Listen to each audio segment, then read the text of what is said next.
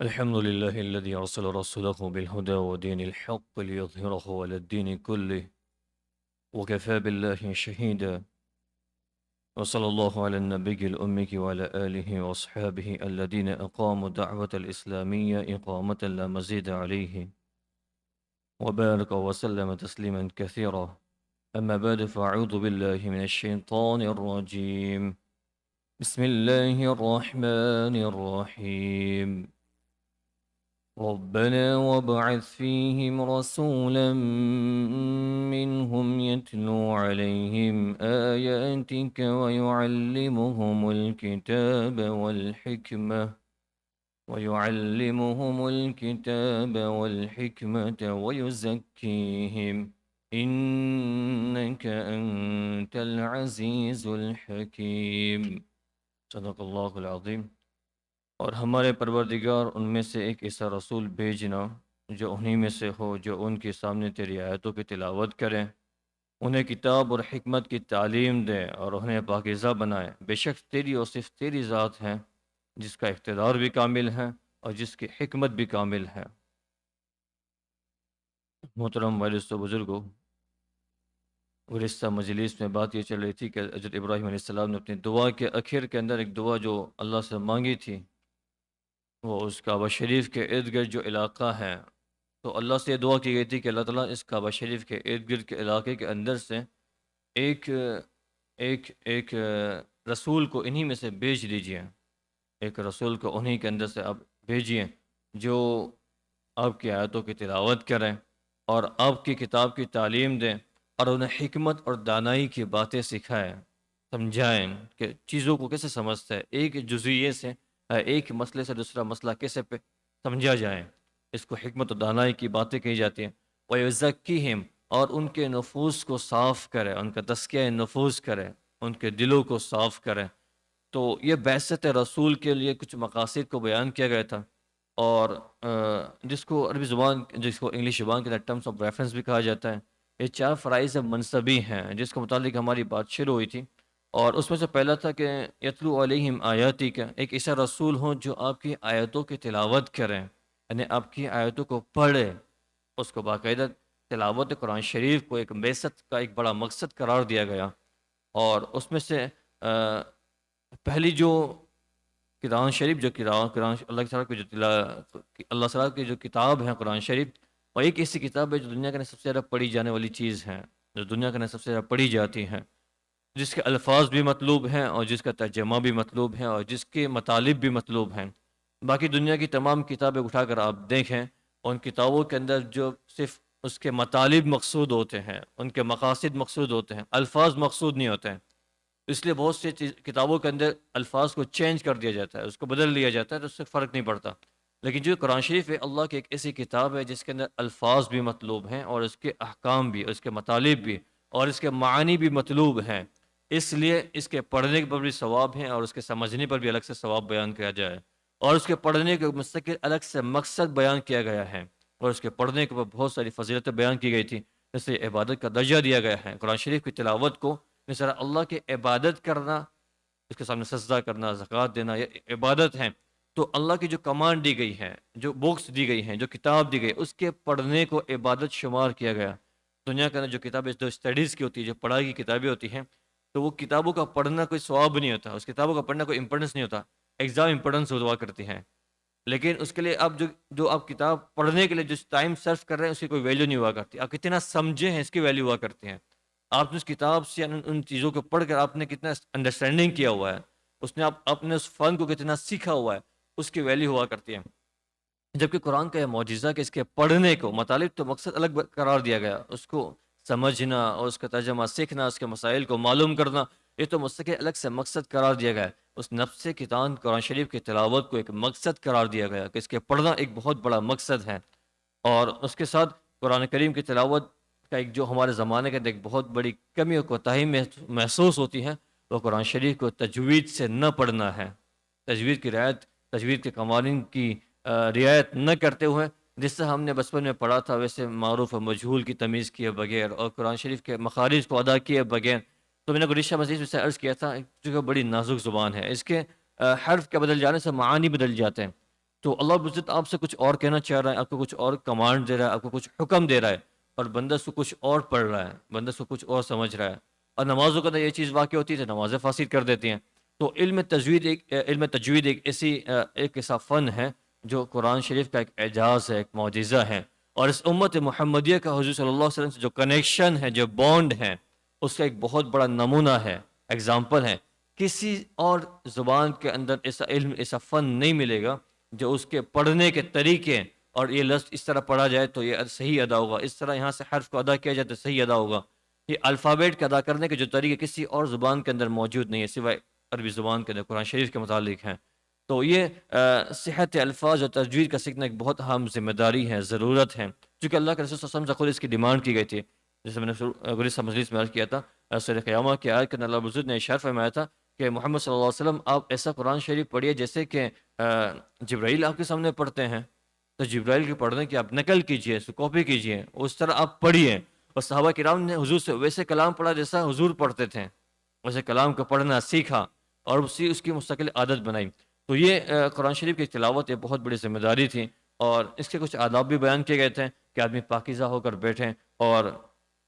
بیٹھ کر قرآن شریف کی تلاوت زیادہ پسندیدہ ہے، نماز کے اندر کھڑے ہونے کی حالت میں کرے یہ بھی زیادہ پسندیدہ ہے، لیکن عام حالت کے اندر آدمی کعبہ شریف کی طرف رخ کر ادب سے ساتھ بیٹھ کے قرآن شریف کی تلاوت کریں، اور اس کے پڑھنے کے مقدار کو متعین کرے کہ مجھے اتنا پڑھنا ہے، اتنا پڑھنا ہے۔ اور عام طور پہ ہمارے سے ایک جو چوک ہوتی ہیں، صحابہ کی اگر سیرت اٹھا کر دیکھیں، صحابہ کرام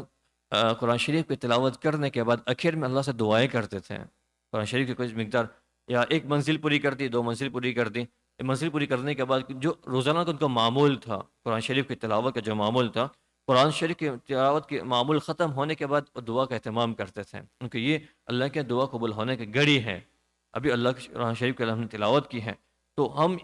ہم قرآن کی شریف کی تلاوت کرتے ہیں، لیکن ہم دعا کا اہتمام نہیں کرتے۔ جب ہماری تلاوت مکمل ہو جائے، ہاتھ اٹھا کر اللہ سے دعا کر لیں، اللہ ہمارے پڑھنے کا قبول فرما، جو اوامر اس میں ہم کو بیان کیے گئے اس پر ہمارا عمل کرنا آسان کر دیں، اور جن نواحی سے، جن چیزوں سے ہمیں روکا گیا، منع کیا گیا، اس سے ہمارا بچنا آسان کر دیں، اس کا ہمارا بچنا آسان کر دیں۔ آدمی اس وقت تک موتی اور فرما بردار نہیں بن سکتا جب تک اللہ کی طرف سے اس کے لیے اطاعت آسان نہ کر دی جاوے، اور آدمی اس وقت تک حرام چیزوں سے نہیں بچ سکتا جب تک اللہ کی طرف سے اس کے لیے حرام کی چیزیں اور حرام پہ چلنا اور اس سے بچنا، حرام سے بچنا آسان نہ کر دیا جائے۔ تو یہ اللہ سے مانگنے کی چیزیں ہیں کہ اللہ تعالیٰ میرے لیے تیری اطاعت والا جذبہ پیدا کر دیں، اور تیری فرمانبرداری کے راستے میرے لیے آسان کر دیں، قرآن کے راستوں کے ذریعے سے جو اوامر بیان کیے گئے ہیں۔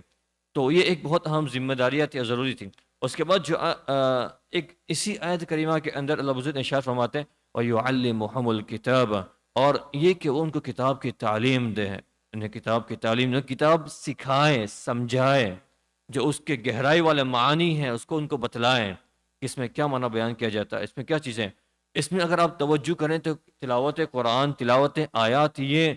پہلا فرض منصبی تھا، حضور کے بھیجنے کا پہلی ذمہ داری یہ تھی کہ آپ قرآن شریف کی تلاوت کریں، اور ساتھ میں الگ سے اس کے بعد کتاب کی تعلیم کو ایک مستقل دوسرا فرض منصبی قرار دیا گیا، ایک دوسرا اہم ذمہ داری قرار دی گئی، ایک الگ سے آپ کا مشن قرار دیا گیا کہ جس طرح قرآن شریف کی تلاوت کرنا آپ کا ایک مشن ہے، آپ کا ایک مقصد ہے، اسی طرح قرآن شریف کو سکھانا اور اس کو سمجھانا کہ اس کے کیا معنی ہوتے ہیں، اس کے اندر کیا مفاہیم ہے، کیا مسائل گہرے ہیں کہ نہ ڈوبے ہوئے ہیں، یہ سکھانا ایک آپ کو الگ سے مقصد قرار دیا گیا۔ اور یہاں پر اگر توجہ کی جائے کہ اللہ رب العزت ارشاد فرما رہے ہیں کہ حضور کی بعثت کس علاقے میں ہو رہی ہے، مکہ مکرمہ میں ہو رہی ہے، اور آپ کے جو ارد گرد جو مجمع تھا، صحابہ کرام رضی اللہ تعالیٰ اجمعین کا جو مجمع تھا، وہ سارا کا سارا اہل لسان تھا، وہ عربی النسل تھے، عربی زبان کو جاننے والے تھے۔ تو اگر صرف ترجمہ سمجھ لینا یا اس کا ٹرانسلیشن سمجھ لینا یہی چیز انف ہوتی اور کافی ہوتی تو حضور کو تعلیم دینے کی کوئی ضرورت نہیں تھی، کیونکہ سارا کے سارا مجمع وہ ہیں جو عربی زبان کا واقف ہے، جو عربی زبان کو جاننے والا ہے، ان کو عربی قرآن شریف کے الفاظ کو سمجھنے میں یا اس کا ٹرانسلیشن سمجھنے کے اندر کوئی دشواری نہیں تھی، وہ جانتے ہیں اس کے ٹرانسلیشن کو۔ اس کے باوجود اللہ رب العزت ارشاد فرماتے ہیں وَيُعَلِّمُهُمُ الْكِتَابَ، اور آپ ان کو کتاب کی تعلیم دیں، ایک ایسا رسول بھیجیے جو ان کو کتاب کی تعلیم دے۔ ٹرانسلیشن کا تو مسئلہ ہی نہیں تھا، وہ تو عربی لوگ تھے، عربی الفاظ سمجھتے، ترجمہ تو سمجھنے والے لوگ تھے، ان کے لیے کوئی ترجمے کی ضرورت نہیں تھی۔ اس کے باوجود کتاب کی تعلیم کا حکم دیا گیا۔ معلومات ٹرانسلیشن سے آگے بڑھ کے، ترجمے سے آگے بڑھ کے ایک اور چیز ہے ایک اور چیزیں ہیں جس کو ترجمے سے سمجھنا کافی نہیں ہو جاتا، اس کے لیے تفاسیر کی ضرورت پڑتی ہیں، اس کے لیے ایسے فنکار عالم دین کے پاس بیٹھنا پڑتا ہے جو حضور کی تعلیمات کی روشنی کے اندر اس کتاب کی تعلیم دیں، اس کتاب کو سمجھائیں، کتاب کے گہرائی کو سمجھائیں۔ تو بڑے بہت سے دقیق معانی بیان کیے گئے ہیں، اس معنی کو کھول کے واضح کریں کہ اس کا معنی کیا ہوتا ہے، اس کا مطلب کس ہے، اس امر کے اوپر حکم، اس حکم کے اوپر عمل کیسے کیا جائے گا، اس حرام کام سے کیسے بچا جائے گا۔ وہ حضور کی تشریحات اور حضور کی تفسیر کے بغیر صلی اللہ علیہ وسلم جو آپ کے حدیث مبارکہ میں موجود ہیں، کسی بندے کا قرآن کا سمجھنا پاسبل نہیں ہے۔ حضور کی تفسیرات موجود ہیں، اس کے بغیر قرآن نہیں سمجھ سکتے۔ اس لیے ہمارے زمانے کے اندر بہت سی غلط فہمی ہے کہ صاحب ہمیں عربی زبان نہیں آتی تو وہ ٹرانسلیشن پڑھنا شروع کر دیتے ہیں، اور ٹرانسلیشن کو، اور ایک وبا یہ پھیلی ہے کہ وہ اگر ٹرانسلیشن اردو کی زبان کے اندر ہے تو اس کو اردو کا قرآن کہا جاتا ہے کہ یہ اردو کا قرآن ہے، اگر ٹرانسلیشن انگلش کے اندر ہے تو اس کو انگلش کا قرآن کہا جاتا ہے۔ نعوذ باللہ، یہ درست نہیں ہے۔ قرآن تو ایک ہی ہے جو عربی زبان میں نازل کیا گیا تھا، اس کی ترجمہ ضرور کہیں کہ یہ ترجمہ ہے، اردو کا ترجمہ ہے، یہ انگلش کا ترجمہ ہے، انگلش کا ٹرانسلیشن ہے، اس کو قرآن نہیں کہہ سکتے۔ قرآن تو وہ ہے جس کے پڑھنے پر ثواب ہے، اور ٹرانسلیشن کے پڑھنے کا ثواب ہے، لیکن ٹرانسلیشن کی تلاوت کا ثواب نہیں ہے۔ ترجمے کے پڑھنے کا الگ ثواب ہے وہ سمجھنے کے اعتبار سے، لیکن اس کی تلاوت کا حکم نہیں ہے، اس کی تلاوت کا ثواب نہیں ہے۔ وہ وحی کے الفاظ نہیں، وحی کے الفاظ قرآن شریف ہیں جو عربی زبان کے اندر نازل کیے گئے ہیں۔ اس لیے آج ہمارے سماج کے اندر، خصوصاً ہمارے ملکوں کے اندر جو وبا عام ہو رہی ہے کہ بھائی یہاں ہمارا جو ویسٹرن کلچر ہے، اور اس کلچر کے اندر لوگ چونکہ عربی زبان سے اتنے واقف نہیں ہیں تو اس کو بدل لیا جائے، اس کو اور زبان کے ہماری مقامی لوکل زبان کے اندر اس کو ٹرانسلیٹ کر لیا جائے، اس کو چینج کر دیا جائے۔ اس لیے بہت سے علاقوں کے اندر ڈیمانڈ کی جا رہی ہے کہ اذان کے الفاظ بدل کر انگلش میں اذانت دی جائے، نعوذ باللہ۔ بہت سے علاقے والے ڈیمانڈ کر رہے ہیں کہ جمعہ کے خطبات کو بدل کر انگلش میں جمعہ کے خطبات دیے جائیں۔ یہی لوگ ہیں، آئندہ آپ ان کو دیکھو گے یہ نمازوں کے اندر قرآن بھی انگلش کرنا پڑیں گے، ابتدا یہیں سے ہوتی ہے، شیطان ابتدا یہیں سے کروائے گا۔ جو اذان اور خطبہ جو ہے، جمعہ کا خطبہ ہو یا عید کا خطبہ ہو، بہت سے ہمارے علاقوں کے اندر شروع ہو چکا ہے کہ وہ خطبات کو اپنی مقامی زبان کے اندر دے رہے ہیں، عربیت کے عربیت سے ہٹ کر، کیونکہ ان کو عربی زبان کے اندر دینا مستقل عبادت قرار دیا گیا تھا، مستقل عبادت قرار دیا گیا تھا، اور یہ نمازوں کے جو پہلے جو خطبات ہیں یہ نماز کا حصہ قرار دیا گیا ہے۔ جس طرح نماز عربی زبان کے علاوہ نہیں پڑھی جا سکتی تو خطبہ بھی عربی زبان کے علاوہ نہیں دیا جا سکتا۔ اب صحابہ کی تاریخ اٹھا کر دیکھیں، صحابہ کرام رضی اللہ تعالیٰ اجمعین جب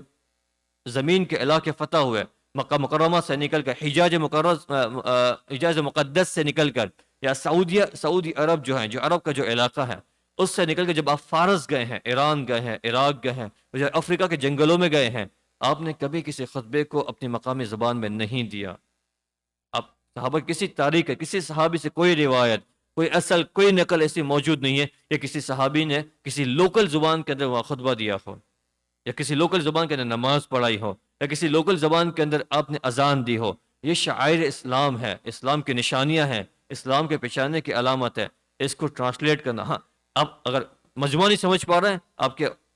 خطبے کے مضمون کو نہیں سمجھ پا رہا ہے، آپ اس کو خطبے سے پہلے بیان کے اندر بیان کر دیں کہ آج جمعہ کے خطبے کے اندر یہ بات بیان کی جانے والی ہے، عید کے خطبے کے اندر یہ بات بیان کی جانی ہے، لیکن اس کو ٹرانسلیشن کر دینا، اس کا ترجمہ کر دینا، یہ مناسب نہیں ہے، شریعت اس کی اجازت نہیں دیتی۔ تو میں یہ کہا تھا کہ اللہ رب العزت نے مستقل قرآن شریف کی اس آیت کریمہ کے اندر تلاوت قرآن کو ایک مستقل فرض منصبی قرار دیا گیا ہے کہ حضور کی بعثت اس لیے کی گئی تھی، آپ کو رسول اس لیے بنایا گیا تھا کہ آپ دنیا میں جا کر لوگوں کو قرآن کی تعلیم دے، قرآن شریف کو سکھائیں۔ قرآن شریف کو صرف ترجمہ سیکھ لینا، جیسے میں شروع میں عرض کیا، یہ کافی نہیں تھا، آپ ان کو مستقل تعلیم دیں۔ اس لیے ابن ماجہ شریف کے اندر روایت موجود ہیں، ابو ذر غفاری رضی اللہ تعالیٰ عنہ ارشاد فرماتے ہیں کہ اللہ کے رسول صلی اللہ علیہ وسلم مجھ سے ارشاد فرمایا کہ میں اس لیے عرض کر رہا ہوں تاکہ قرآن شریف کی تعلیم کوئی معمولی کام نہیں ہے، قرآن شریف کا سیکھنا، اس کا سمجھنا، اس کی گہرائی تک جانا ایک بہت بڑے اجر کا مستحق، بہت بڑے ثواب کا ذریعہ ہے۔ حضور ارشاد فرماتے، ابو ذر غفاری رضی اللہ عنہ ارشاد فرماتے کہ حضور نے یہ ارشاد فرمایا کہ مجھ سے ارشاد فرمایا، ابو ذر غفاری رضی اللہ عنہ ارشاد فرمایا کہ حضور نے مجھ سے ارشاد فرمایا کہ تو صبح کو جا کر قرآن شریف کی ایک آیت کو سیکھ لیں، صبح کو جا کر کتاب اللہ کی ایک آیت کو سیکھیں، یہ تیرے لیے 100 رکعت نفل نماز پڑھنے سے بہتر ہے۔ صبح اٹھ کر یا دین بھر میں کسی علاقے کے اندر قرآن شریف کی ایک آیت کو سیکھ لیا، یہ 100 رکعت نفلی نماز پڑھنے سے افضل ہے. آگے ارشاد فرماتے ہیں، اور حضور نے ارشاد فرمایا کہ صبح جا کر علم کا ایک باب سیکھ لیں، علم کا ایک باب سیکھ لیں، وہ تیرے لیے 1000 نفلی نمازیں پڑھنے سے افضل ہے. 1000 نفلی نمازیں پڑھنے سے افضل ہے. یہ جو علماء کی اتنی توقیر ہوتی ہے، ان کو جو ان کو عزت دی جاتی ہے، جو ان کا مقام دیا جاتا ہے، ان کو وجہ یہی ہے کہ انہوں نے ایام خرچ کیے اور ان کا مشغلہ قرآن شریف کا سیکھنا سکھانا ہوتا ہے. تو ان کی اللہ تعالیٰ اس کی نسبت سے ان کی اگر نفل عبادتیں کمزور ہیں، ان کی عبادت کے اندر کمزور ہو رہے ہیں، لیکن ان مشغلے کی وجہ سے اللہ تعالیٰ ان کے اعجاز و اکرام کو بلند کرتا ہے کہ قرآن کے سیکھنے سکھانے والے. ایک موقع پہ ارشاد فرمایا کہ تم میں سے بہتر وہ ہیں جو قرآن شریف کو سیکھے اور سکھائے. بہت سے محدثین ارشاد فرماتے ہیں کہ انبیاء کے بعد جو سب سے بہترین قسم کے لوگ قرار دے گئے اس حدیث کے مفہوم کے اعتبار سے، انبیاء کے بعد جو سب سے بہترین قسم کے انسان قرار دے گئے ہیں، وہ لوگ ہیں جو قرآن شریف کو سیکھیں اور اس کو سکھائیں. قرآن شریف کو سیکھیں اور اس کو سکھائیں، اور سیکھنے کے اندر الفاظ کو بھی سیکھنا ہے اور معانی کا سیکھنا بھی ہے، کس طرح اس کو پڑھا جائے. اسی تجوید کا سیکھنا بھی اس کے سیکھنے میں شامل ہے اور اس کے سکھانے میں شامل ہے، اور اس کے مفاہیم کو سمجھنا کہ اس سے کون سا مسئلہ مستنبط ہوتا ہے، اس سے کون سا مسئلہ نکلتا ہے، اس سے کون سا مسئلہ اللہ تعالیٰ کس چیز کو حلال کر رہا ہے، کس چیز کو حرام کر رہا ہے، یہ سیکھنا بھی اس میں داخل ہے. اس کی تفاصیر کو جاننا یہ بھی اس میں شامل ہے. اور ہمارا یہ بیٹھنا یہاں پہ ہوا ہے اسی غرض سے ہوا ہے کہ ہم قرآن کی ان آیتوں کو سیکھیں، سمجھ. اگر ہماری نیت یہ ہوگی تو ہمارا یہ بیٹھنا 1000 رکعت نماز پڑھنے سے افضل ہے. حضور کی ابن ماجہ کی روایت ہے 1000 نماز پڑھنے سے افضل ہے. نمازیں پڑھنے کے لیے آدمی کی جان کھپتی ہے، اتنا اس کو تھکنا پڑتا ہے، کھڑے رہنا پڑتا ہے. اور 1-2 رکعت نہیں فرما رہا ہے، 1000 رکعت فرما رہا ہے. کسی آدمی اور کوئی آدمی ہم میں سے ایسا موجود نہیں ہے جو 1000 رکعت دن بھر پڑھتا ہو، لیکن حضور فرماتے ہیں قرآن اس کے متعلق کیا علم کا ایک باب آدمی نے سیکھ لیا، اس کے لیے 1000 نماز پڑھنے سے بہتر ہے. اس کے علاوہ یہ فرشتوں کی روایت میں آتا ہے کہ فرشتے ان کے راستوں کا جو علم کا باب سیکھنے کے لیے یا قرآن کو سیکھنے سمجھنے کے لیے نکلتے ہیں، فرشتے ان کے قدموں کے نیچے اپنے پر کو بچھا دیتے ہیں اور ان کے لیے مغفرت کی دعائیں کرتے ہیں، مغفرت کی دعائیں کرتے ہیں کہ اللہ تعالیٰ ان کی مغفرت فرما دے، ان کے لیے رحمت کی دعائیں کرتے ہیں. تو یہ علم کا سیکھنا کوئی معمولی چیز نہیں ہے. یہ ہمارا جو ہفتے کے اندر 1 آدھا گھنٹے پونے گھنٹے کے لیے جمع ہونا ہے، اس کو معمولی نہیں سمجھے، اس کو اہمیت دیں. بظاہر ہماری مجالس سے بڑی مختصر اور بڑی اس طرح کی معلوم ہوتی ہے، لوگ شریک نہیں ہو پاتے اور یا لوگ مشغول رہ جاتے ہیں، یا چھوٹے چھوٹے بہانوں کی بنیاد پر لوگ مجلس کو اگنور کر دیتے ہیں یا اس کو گرانٹیڈ لے لیتے ہیں. کیونکہ آج کے زمانے کے اندر اس علم کے پہنچانے والے اتنی کثرت سے موجود ہیں اور وہ بغیر ایورز کے، بغیر معاوضے کے اپنے علم کو پہنچانا چاہ رہے ہیں، تو اس کے ہم گرانٹیڈ لیتے ہیں، اس کو ہم چیز کو اہمیت نہیں دیتے. گزشتہ زمانوں کے یہی چیزیں ایک آدمی کو معلوم کرنی ہوتی تھی، کوئی بتانے والا موجود نہیں ہوتا تھا، کوئی سکھانے والا، کوئی سمجھانے والا موجود نہیں ہوتا تھا. وہ میلوں کا سفر کرتے تھے. ایک عالم یہاں سے 400 کلومیٹر دور ہے، 500 کلومیٹر دور ہے، کوئی مسئلہ معلوم کرنا ہے اور وہاں تک کا سفر کرتے تھے اور مسئلے کو معلوم کرتے تھے، اس چیز کو سیکھتے سمجھتے تھے. آج ہمارے لیے چیزیں آسان ہو چکی ہیں، سوشل میڈیا نے عام کر دیا ہے، تو ہماری اس سے ویلیو گھٹ نہ جائے. اور اس لیے کوشش کریں کہ ہم ان مجالس کا فائدہ اٹھائیں جو قرآن کے سیکھنے کی مجالس سے ہوں. حضور کا بڑا مقصد بیان کیا جائے کہ آپ ان میں اس لیے بھیجے گئے تاکہ قرآن شریف کی تعلیم دے، اس کو سکھائے سمجھائیں. اور ساتھ ساتھ میں دوسرا یہ کہ بہت سی ہمارے سلف الصالحین جو ہمارے اکابرین گزرے ہیں، ان لوگ نے اس بات کی وصیت کی، جیسے امام غزالی رحمۃ اللہ علیہ نے احیاء العلوم کے اس بات کی وصیت فرمائی ہے کہ قرآن کریم کا سیکھنا، اس کا پڑھنا اور قرآن کریم کا سیکھنا، حدیث مبارکہ کا سیکھنا اور اپنے بزرگوں کے واقعات کا سیکھنا، یہ ایک بہت بڑی اس امت کی ذمہ داری ہے، اس امت کی ذمہ داری ہے. اسی طرح ایک موقع پر ابن سینا رحمۃ اللہ علیہ نے ارشاد فرمایا، کتاب السیاسہ کا ارشاد فرماتے ہیں کہ جو بچہ اس قابل ہو چکا ہے کہ وہ سمجھ سکے، وہ پڑھ سکے، اس کی قوہ مضبوط ہے اور اس کا حافظہ بڑھ رہا ہے، تو سب سے پہلے اس کو قرآن کی تعلیم دینی چاہیے. سب سے پہلے اس کو قرآن کی تعلیم دینی چاہیے کہ جو چیزیں بچپن میں چھپ جاتی ہیں وہ یا کہ وہ پرنٹ کر دے، اس کے نفوس کے اوپر، اس کے دلوں کے اوپر پرنٹ کر دیا گیا ہے. اس کے علاوہ ہمارا حال یہ کہ ہم دنیا کی سینکڑوں چیزیں اس کو سکھاتے ہیں. سیل فون کیسے استعمال کرنا اس کو سکھایا جاتا ہے، گاڑی کے دروازے کس طرح کھولنا اس کو سکھایا جاتا ہے، گاڑی اسٹارٹ کس طرح کرنا اس کو سکھایا جاتا ہے، ٹی وی کا ریموٹ اس کا ہاتھ میں دے کے ٹی وی کس طرح چالو کرنی بند کرنی اس کو سکھایا جاتا ہے. اور نہیں سکھایا جاتا قرآن شریف نہیں سکھایا جاتا، کبھی چھوٹا ہے، ابھی چھوٹا ہے، اس کو اور بڑا کریں، اس کو اور بڑا کریں. تو یہ اگر آپ حضور کی تعلیمات اٹھا کر دیکھیں، اللہ کے رسول نے ارشاد فرمایا کہ جب بچہ 7 سال کی عمر کو پہنچ جائے اس کے نماز کے حکم دے. نماز فرض ہونے کی عمر جو ہے بالغ ہیں، بلوغ ہیں، ابھی 7 سال کی عمر میں نماز فرض نہیں ہوئی ہے. حضور فرماتے اس کو حکم دے، اس کی تربیت کرے، نماز پڑھنے والا بنائے. اس کی نماز فرض ہونے والی 14 سال کی عمر کے اندر، عام طور پر جو بالغ ہونے کی جو عمر ہے 14 سال ہوتی ہے، تو ابھی نماز فرض ہونے کے 7 سال باقی ہیں، اور 7 سال پہلے سے اس کی پریپریشن کی جاتی ہے، اس کو تیار کیا جا رہا ہے، تاکہ جو ذمہ داری آنے والی ہے، جو نماز آنے والی ہے، آدمی اس کو ذمہ داری سے ادا کرے، اس لائق بن جائے۔ تو آدمی کو جو مکلف بننے والا ہے، اس سے پہلے آدمی قرآن کی تعلیمات کو سیکھ لے، سمجھ لے، کہ جب اس سے ڈیمانڈ کی جاوے کہ آپ کو سود نہیں کھانا ہے، انٹرسٹ نہیں کھانا، تو یہ جذبے کے ساتھ انٹرسٹ کو چھوڑ دیں۔ جب اس سے منع کیا جائے کہ حرام غذاؤں کو پیٹوں میں نہیں ڈالنا ہے، تو حرام غذاؤں سے بچیں۔ جب اس سے منع کیا جائے کہ اپنے چہروں کی اپنے جسم کو چھپانا ہے، اپنے جسم کو کور کرنا ہے، اللہ کے احکامات کو فالو کرنا ہے، اور جاہلوں کی طرح باہر نہیں گھومنا ہے، تو یہ اب اللہ کے احکامات کے اوپر عمل کرنے والا بنے۔ تو یہ اس کی تربیت حضور فرما رہے 7 سال پہلے سے۔ تو اس میں اس بات کی طرف محدثین شرح فرماتے ہیں، اسی طرح بچوں کو جب ان کے اندر سمجھ شعور کے یہ اس طرف اشارہ ہو جائے کہ اب یہ بچہ سمجھنے لگا، اس کے اندر شعور پیدا ہو گیا، تو بچہ کو قرآن کی تعلیم دینا شروع کرے، ان کو سب سے پہلے قرآن کی تعلیم دے۔ یہ ہمارے اسلاف سے یہی طریقہ مل رہا ہے۔ اور جیسے میں نے شروع میں عرض کیا، یہ صحابہ کرام سے بہت سی چیزیں ایسے منقول ہے کہ صرف ترجمہ پڑھ لینے سے ہمارا ایک عام یہ بھی ٹرینڈ چل رہا ہے کہ آدمی صرف ترجمہ پڑھ لیتا ہے اور اپنے آپ کو قرآن کا عالم سمجھنے لگتا ہے کہ میں قرآن کا عالم ہوں۔ اب وہ اپنی مرضی سے قرآن سے مسائل کو نکال رہا ہے، اپنی مرضی سے قرآن سے احکامات کو ثابت کر رہا ہے۔ اور بہت سے ایسے لوگ آج آپ سوشل میڈیا پہ دیکھیں گے جو قرآن کی آیتوں کے ذریعے سے استدلال کرتے ہیں، دلیلیں پیش کرتے ہیں۔ ہاں، وہ قرآن کی ترجمہ ضرور پڑھنا چاہیے، اس سے دلوں کے اندر تازگی پیدا ہوگی، اللہ کے اوامر سمجھ میں آئیں گے کہ اللہ کی صفت جلال جو ہیں اور اللہ کی جو نعمتیں ہیں، جنت جہنم کی جو نعمتیں ہیں اور وہ چیزیں۔ لیکن اس میں خود اس سورہ بقرہ کے اندر اللہ تعالیٰ آگے بہت سے معاملات کے مسائل بیان کریں گے، بہت سی عبادت کے مسائل کو بیان کریں گے، بہت سی معاشرت کے مسائل کو بیان کریں گے۔ وہ مسائل ہرگز ترجمے سے سمجھ نہیں آ سکتے، ترجمے سے سمجھ میں نہیں آ سکتے۔ اگر ترجمے پر صرف اکتفا کر لیا، ٹرانسلیشن پر صرف اکتفا کر لیا، قرآن نہیں سمجھ پائیں گے۔ پھر عذر کو تعلیم دینے کا حکم دینا، یہ نعوذ باللہ لغو ہو جاتا۔ اللہ تعالیٰ ارشاد فرما رہے کہ رسول آپ کے لوگوں کو قرآن شریف کی تعلیم دیجیے، حالانکہ وہ عربی سمجھنے والے لوگ ہیں۔ اگر ترجمہ تعلیم ہوتا تو پھر تعلیم دینے کا مقصد ہی نہیں، کچھ نہیں تھا۔ تو مطلب یہ ہوا کہ اس میں بہت سی ایسی چیزیں گہرائییں ہیں جو آدمی ترجمے سے نہیں سمجھ پاتا، اس کو کسی فنکار عالم دین کے پاس بیٹھ کر حضور کی تعلیمات کی روشنی کے اندر اس کو سمجھنا پڑے گا، اس کو سیکھنا پڑے گا، اس وقت تک قرآن سمجھ میں نہیں آ سکتا۔ صحابہ کرام سے منویر ہے، ایک صحابی جو ہے حضرت عبد الرحمن رضی اللہ تعالیٰ عنہ ارشاد فرماتے ہیں کہ حضرت عثمان بن عفان اور حضرت عبداللہ بن مسعود رضی اللہ تعالیٰ عنہ سے روایت کرتے ہیں، تعلمنا القرآن والعلم والعمل جميعا، کہ ہم نے نبی کریم صلی اللہ علیہ وسلم سے قرآن بھی سیکھا، قرآن پڑھنا بھی سیکھا، قرآن پہ عمل کرنا بھی سیکھا، اور قرآن کا علم بھی سیکھا۔ ان تمام چیزوں کو ہم نے حضور سے ساتھ میں سیکھا ہے۔ معلوم ہوا حضور نے ان کو قرآن کا پڑھنا بھی سکھایا، قرآن کے اوپر عمل کرنا بھی سکھایا، اور قرآن کی ان کو مستقل تعلیم دی ہے۔ اس لیے صرف ہمارا یہ ترجمہ ضرور پڑھا جائے، لیکن ترجمہ پڑھنے پہ اکتفا نہ کیا جائے۔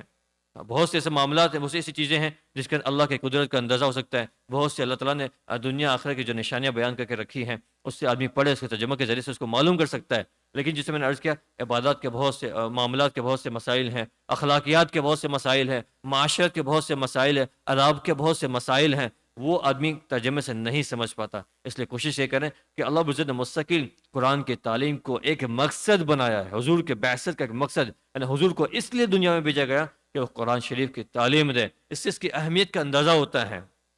تو آدمی کوشش کرے، ہماری جتنی زندگی گزر چکی ہے، ابھی جو کچھ ہمارے پاس موقع موجود ہے، انت فی محل، آپ کو ایک چانس دیا گیا ہے، ایک موقع دیا ہے، قبل حلول الموت، موت کے آنے سے پہلے ایک موقع دیا گیا ہے، وانقطاع الامال، اور امیدوں کے منقطع ہونے سے پہلے، جب موت کا فرشتہ سامنے کھڑا ہو جائے گا تو اب آدمی کا کنٹرول، نہ اس کی کوئی ڈیزائر پوری ہو سکتی ہے، نہ اس کی امیدیں پوری ہو سکتی ہیں، نہ اس کے کوئی سپنے پورے ہو سکتے ہیں، نہ اس کی کوئی چیز آگے وہ کر سکتا ہے۔ اس سے پہلے اللہ تعالیٰ نے موقع دیا ہوا ہے، مہلت دی ہوئی ہے، تو ہم اس مہلت میں ہیں، اس موقع میں ہیں، تو ہم کوشش کریں ایسی مجالسوں کے ذریعے سے یا تفاسیر جو ہمارے علماء کرام کے موجود ہیں، اس کو سن کر، اس کو سمجھ کر ہم قرآن شریف کی تعلیمات کو حاصل کریں کہ اللہ تعالیٰ ہم سے کیا حکم بیان فرمانا چاہ رہے ہیں، اللہ تعالیٰ ہم کو کیا حکم دینا چاہ رہا ہے۔ اللہ تعالیٰ جو باتیں کہی گئی ہیں، جو سنی گئی، اللہ تعالیٰ اس کے اوپر عمل کی توفیق عطا فرمائے۔ اس کے بعد اللہ تعالیٰ نے اور حکم فرمایا کہ والحکمت، اور ان کو حکمت کی تعلیم دیں۔ حکمت کا معنی کیا ہوتا ہے، اس کو انشاءاللہ آئندہ مجلس میں سمجھیں گے، اور اس کے مقصد کو سمجھیں گے۔ اللہ تعالیٰ کیونکہ حضور کے بعثت کا مقصد یہ بھی تھا کہ اللہ تعالیٰ اور اللہ کے رسول دنیا والوں کو حکمت سکھائیں، جس طرح قرآن کو پڑھنا سکھائیں، قرآن کی تعلیم سکھائیں، تو ان کو حکمت بھی سکھائے۔ اور حکمت کیا چیز ہوتی ہے اس کو انشاءاللہ آئندہ مجلس میں سیکھیں گے۔ اللہ تعالیٰ کہنا سننے سے عمل کی توفیق عطا فرمائے. وآخر دعوانا الحمد لله رب العالمين. سبحان ربك رب العزة عما يصفون وسلام على المرسلين والحمد لله رب العالمين. آمين برحمتك يا أرحم الراحمين.